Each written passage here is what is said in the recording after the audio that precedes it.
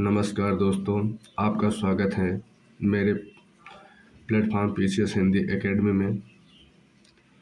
आज मैं आप लोगों को ज्योग्राफी क्लास 6 एनसीईआरटी की चैप्टर नंबर 6 पढ़ाऊंगा। अभी तक मैं आप लोगों को 5 क्लास तक पढ़ा चुका हूं, मतलब 5 अध्याय तक। आज आप लोगों को छठवां अध्याय है। छठवां अध्याय आज आप लोगों को मैं पढ़ाऊंगा। जैसा होगा आप लोग फीडबैक में बताइएगा। जैसा कि इस चैप्टर का नाम है पृथ्वी की प्रमुख स्थल रूप। आपने इसमें कुछ स्थल रूपों को जरूर देखा होगा जो चित्र पॉइंट 61 में दिखाए गए हैं। आप देखेंगे कि पृथ्वी की सतह सभी जगह एक समान नहीं है। दोस्तों, आप देखे होंगे कि पृथ्वी की जो सभी जगह है वो एक समान नहीं है। पृथ्वी पर अनगिनत प्रकार के स्थल रूप स्थल मंडल के कुछ भाग ऊंचे नीचे तथा कुछ समतल होते हैं। ये स्थल स्वरूप दो प्रक्रियाओं के परिणाम स्वरूप बनते हैं। आपको यह जानकर आश्चर्य होगा कि मैदान जिस पर आप खड़े हैं उसमें धीरे धीरे गति हो रही है। आप लोगों को ये पता होगा कि जो मैदान है उसमें धीरे धीरे गति हो रही है। पृथ्वी के अंदर लगातार गति हो रही है। प्रथम यह आंतरिक प्रक्रिया के कारण बहुत से स्थानों पर पृथ्वी की सतह कहीं ऊपर उठ जाती है तो कहीं धंस जाती है। क्या आप जानते हैं कि पहाड़ी वह स्थलीय भाग है जो कि आसपास की भूमि से ऊंची उठी होती है। 600 मीटर से अधिक ऊंची एवं खड़ी ढाल वाली पहाड़ियों को पर्वत कहा जाता है। 600 मीटर से यदि ऊंचा है तो उसे पहाड़ी या पर्वत कहा जाता है। 8000 मीटर की ऊंचाई 8000 मीटर से ऊंचे कुछ पर्वत के नाम बताइए। कमेंट में बताइए जिन पर्वतों की ऊंचाई 8000 से ऊपर है। आप लोग फिर आइए। आप लोग दूसरी यह बाह्य प्रक्रिया स्थल के लगातार बनने एवं टूटने की प्रक्रिया है। पृथ्वी की सतह के टूट कर घिस जाने को अपर्दन कहा जाता है। पृथ्वी की जो सतह है दोस्तों, अगर वो टूट कर घिस जाएगा तो उसे अपर्दन कहते हैं। यदि आपसे कोई पूछेगा अपर्दन किसे कहते हैं तो आप ये बता सकते हैं कि पृथ्वी की सतह के टूट कर घिस जाने को अपर्दन कहते हैं। अपर्दन की प्रक्रिया के द्वारा सतह नीची हो जाती है तथा निक्षेपण की प्रक्रिया के द्वारा इनका फिर से निर्माण होता है। ये दो प्रक्रियाएं बहते हुए जल, वायु तथा बर्फ के द्वारा होती हैं। अपर्दन और निक्षेपण जो होता है दोस्तों, ये दोनों प्रक्रियाएं बहते हुए जल, वायु तथा बर्फ के द्वारा होती है। हम विभिन्न स्थल रूपों को उनकी ऊंचाई एवं ढाल के आधार पर पर्वतों, पठारों एवं मैदानों में वर्गीकृत कर सकते हैं। पर्वत पृथ्वी की सतह की प्राकृतिक ऊंचाई है। पर्वत का शिखर छोटा तथा आधार चौड़ा होता है। यह आसपास के क्षेत्र से बहुत ऊंचा होता है। कुछ पहाड़ बादलों से भी ऊंचे होते हैं। जैसे आप ऊंचाई पर जाएंगे जलवायु ठंडी होती है। जैसे जैसे आप ऊंचाई पर जाएंगे वहां दोस्तों जलवायु ठंडी होती है। कुछ पर्वतों पर हमेशा जमी रहने वाली बर्फ की नदियां होती है। कुछ पर्वत ऐसे भी दोस्तों जहां हमेशा जमी रहने वाली बर्फ जमी वाली नदियां होती हैं, उन्हें हिमानी कहा जाता है। हिमानी किसे कहा जाता है? हिमानी उसे कहा जाता है जहां जिस पर्वत पर बर्फ की नदियां जमी रहती है, जिस पर्वत पर बर्फ जमा रहता है उसे हिमानी कहा जाता है। यहाँ कुछ ऐसे भी पर्वत हैं जो समुद्र के भीतर हैं, कुछ हैं तथा जिन्हें आप नहीं देख सकते हैं। कुछ ऐसे भी पर्वत हैं दोस्तों जो समुद्र के भीतर हैं जिन्हें आप नहीं देख सकते हैं। कठोर जलवायु होने के कारण पर्वतीय क्षेत्रों में बहुत कम लोग निवास करते हैं। वहाँ का धरातल ठंडी ढाल वाला होता है तथा कृषि योग्य भूमि की कमी होती है। जो पर्वतीय क्षेत्र होता है दोस्तों, वहाँ की धरातल खड़ी ढाल वाली होती है और वहाँ कृषि योग्य भूमि की कमी होती है। पर्वत एक रेखा के क्रम में व्यवस्थित हो सकते हैं जिसे श्रृंखला कहा जाता है। आप थोड़ा सा इधर आइए, श्रृंखला कहा जाता है। आओ कुछ सीखें। पर्वत बनना, आपको बहुत मात्रा में कागज चाहिए। कागज को मेज पर रखिए। कागजों को अपने हाथ से दोनों तरफ दबाइए। कागज में मोड़ पड़ जाएंगे तथा वे एक चोटी की तरह ऊपर की ओर उठ जाएंगे। इस प्रकार आपने एक पर्वत बना लिया। आपको बताया हूं किसके बारे में? श्रृंखला के बारे में। श्रृंखला किसे कहते हैं? पर्वत एक रेखा के क्रम में भी व्यवस्थित हो सकते हैं। पर्वत जो है वो एक रेखा के क्रम में भी व्यवस्थित हो सकते हैं, जिन्हें श्रृंखला कहा जाता है। बहुत से पर्वतीय तंत्र समानांतर श्रेणी के क्रम में होते हैं, जो सैकड़ों किमी मतलब सैकड़ों किलोमीटर में फैले होते हैं। हिमालय, आल्प्स तथा एंडीज क्रमशः एशिया, यूरोप तथा दक्षिणी अमेरिका की पर्वत श्रृंखलाएं हैं। चित्र 5.1 में पर्वतों की ऊंचाई एवं आकार में भिन्नता होती है। पर्वत 3 प्रकार के होते हैं। दोस्तों, अगर आपसे कोई पूछेगा पर्वत कितने प्रकार के होते हैं, तो आप बताएंगे पर्वत 3 प्रकार के होते हैं। वलित पर्वत, भ्रंतोसर्ग पर्वत तथा ज्वालामुखी पर्वत। हिमालय तथा आल्प्स वलित पर्वत हैं। जो हिमालय है और आल्प्स पर्वत हैं, ये दोनों वलित पर्वत हैं, जिनकी सतह ऊबड़ खाबड़ तथा शिखर शंखाकार है। भारत की अरावली श्रृंखला विश्व की सबसे पुरानी वलित पर्वत श्रृंखला है। भारत की जो अरावली श्रृंखला है दोस्तों, यह विश्व की सबसे पुरानी वलित पर्वत की श्रृंखला है। अपरदन की प्रक्रिया के कारण यह श्रृंखला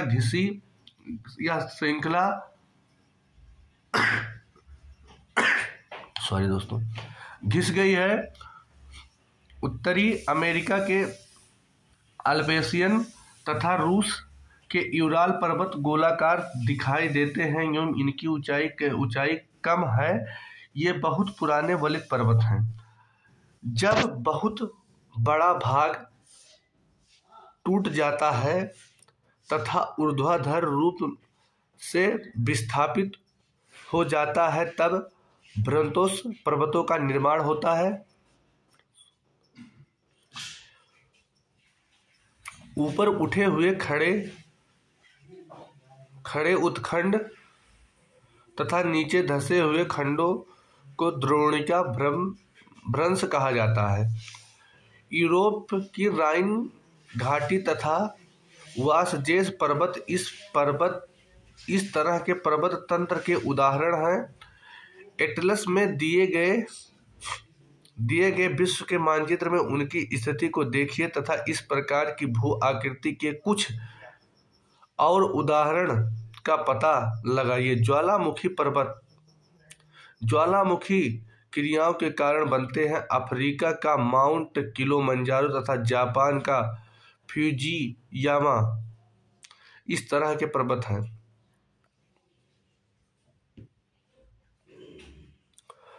पर्वत बहुत लाभदायक होते हैं दोस्तों। जो पर्वत होता है वो बहुत लाभदायक होते हैं। पर्वत जल के संग्राहक होते हैं। पर्वत जो होते हैं वो जल के संग्राहक होते हैं। बहुत सी नदियों का स्रोत पर्वतों की स्थित हिमानियों से होता है। जलाशयों के जल को लोगों तक पहुंचाया जाता है। पर्वत के जल का उपयोग ऊंचाई तथा पनबिजली उत्पादन के लिए किया जाता है। नदी, घाटियों तथा वेदिकाएं कृषि के लिए उपयुक्त होती हैं। पर्वतों में अलग अलग प्रकार की वनस्पतियां तथा जीव जंतु पाए जाते हैं। वनों से हमें ईंधन, चारा आश्रय तथा दूसरे उत्पादन जैसे गोंद, रेजिन इत्यादि प्राप्त होते हैं। सैलानियों के लिए पर्वतीय भाग उपयुक्त स्थान है। वे पर्वतों की यात्रा उनकी प्राकृतिक सुंदरता को देखने के लिए करते हैं। विभिन्न प्रकार के खेल जैसे para gliding, hang gliding, river rafting तथा स्कीइंग पर्वतों के प्रचलित खेल हैं। क्या आप हिमालय में स्थित कुछ ऐसे स्थानों के नाम बता सकते हैं जहां ये खेल खेले जाते हैं? अब आइए आप लोग जानिए पठार के बारे में।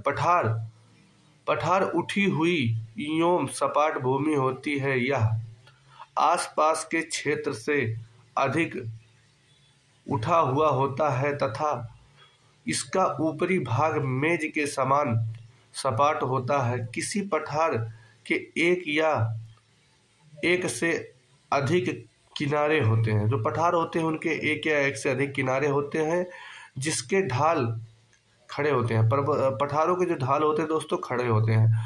पठारों की ऊंचाई प्रायः कुछ 100 मीटर से लेकर कई हजार मीटर तक हो सकती है।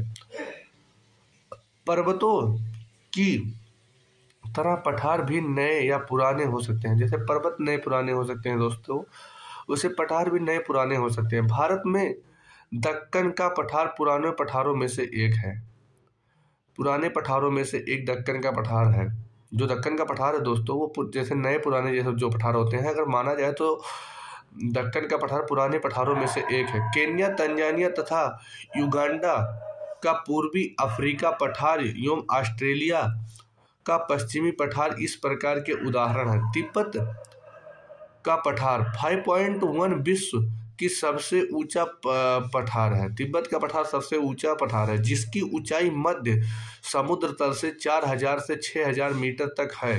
पठार बहुत उपयोगी होती हैं क्योंकि उनमें खनिजों की प्रचुरता होती है। जो पठार होते हैं दोस्तों बहुत उपयोगी होते हैं, उसके पीछे कारण ये होता है कि वहाँ पे खनिजों की बहुत प्रचुरता होती है। यही कारण है कि विश्व के बहुत से खनन क्षेत्र पठारी भागों में स्थित है। यही कारण है कि जो खनन क्षेत्र है विश्व में आते हैं वो ज़्यादातर क्या नाम है पठारों में ही है, पठारों में ही स्थित है। अफ्रीका का पठार सोना एवं हीरे के खनन के लिए प्रसिद्ध है। जो अफ्रीका में पठार है दोस्त, अफ्रीका का जो पठार है वो सोना और हीरा खनन के लिए प्रसिद्ध है। भारत में छोटा नागपुर के पठार में लोहा कोयला तथा मैग्नीज की बहुत बड़े भंडार पाए जाते हैं। भारत में जो छोटा नागपुर का पठार है दोस्तों वहाँ पे लोहा, कोयला तथा मैग्नीज के बहुत बड़े भंडार पाए जाते हैं। पठारी क्षेत्र में बहुत से जलप्रपात हो सकते हैं क्योंकि यहाँ नदियाँ ऊंचाई से गिरती हैं। जो पठारी क्षेत्र होते हैं वहाँ बहुत जलप्रपात हो सकते हैं क्योंकि यहाँ नदियाँ ऊंचाई से गिरती हैं। भारत में छोटा नागपुर के पठार पर स्वर्णरेखा नदी स्थित है।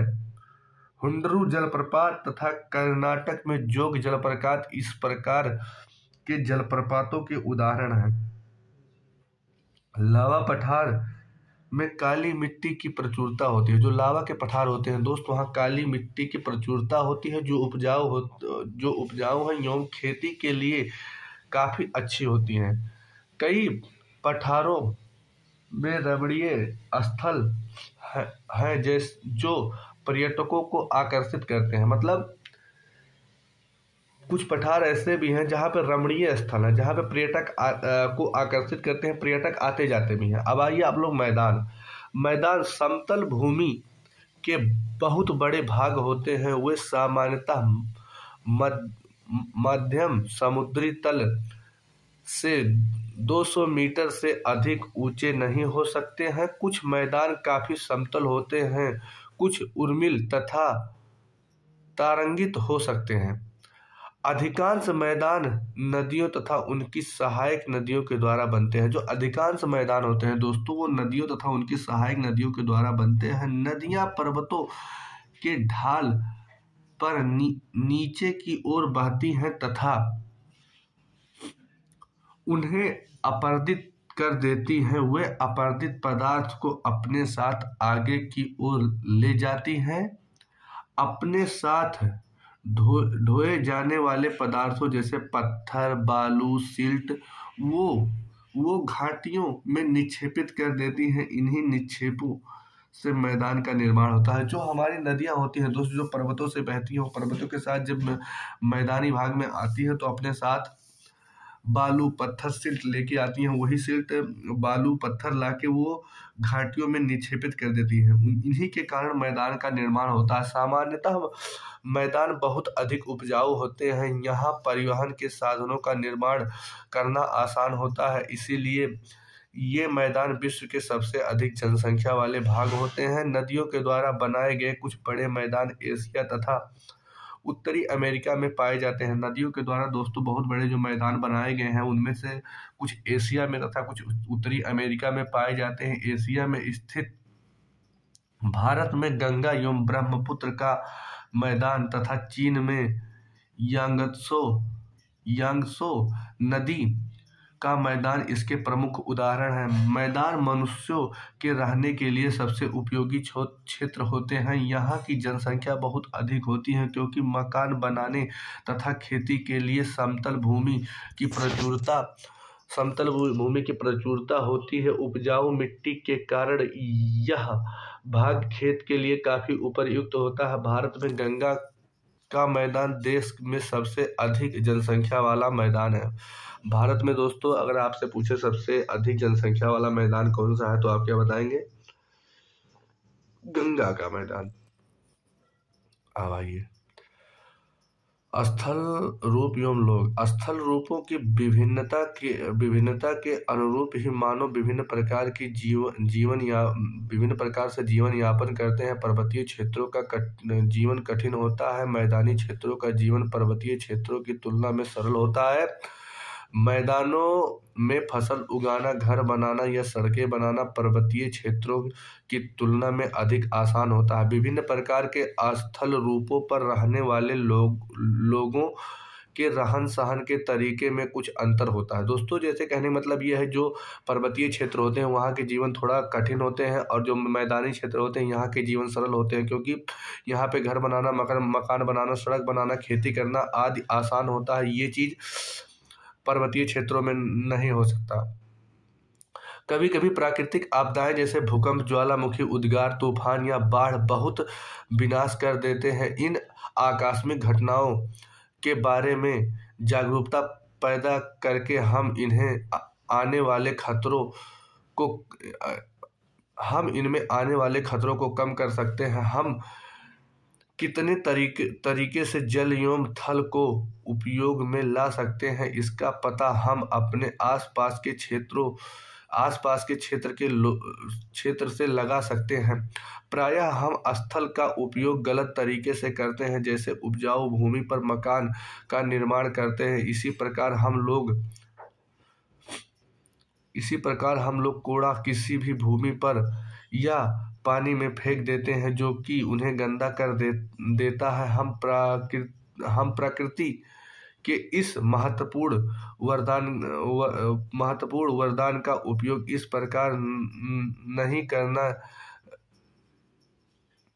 हमें प्रकृति के इस महत्वपूर्ण वरदान का उपयोग इस प्रकार नहीं करना चाहिए। उपलब्ध भूमि केवल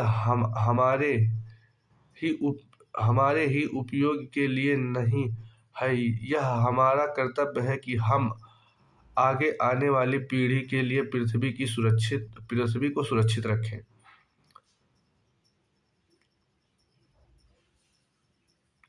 दोस्तों ये चैप्टर आप लोगों का समाप्त हुआ।